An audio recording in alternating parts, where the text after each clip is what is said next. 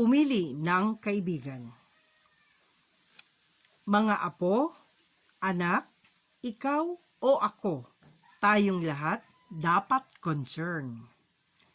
Sa pamimili ng gagawing kaibigan ay dapat nating tiyakin dahil pagkaminsan doon nakasalalay ang ating kinabukasan.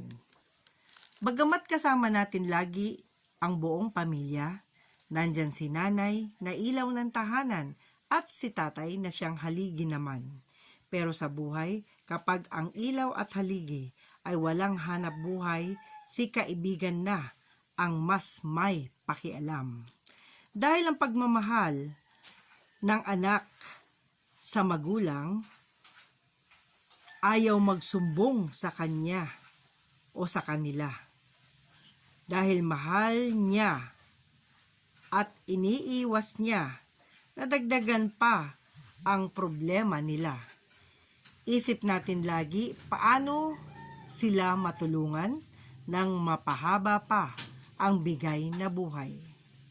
At kung nakapili ka ng mabuting kaibigan na animoy magulang kung ito'y mangaral, may magandang pangarap para sa kinabukasan mo at panalo, tiyak ka dito.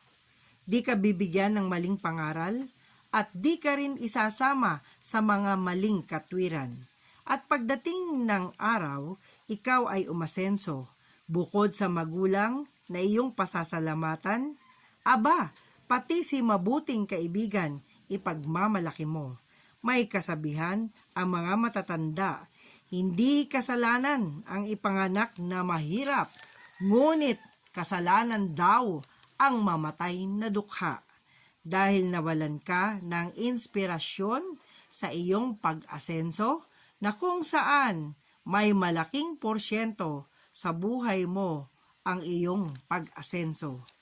Yan ang dapat gawin sa pagpili ng kaibigan. Kaibigang may pangarap para lalong umasenso.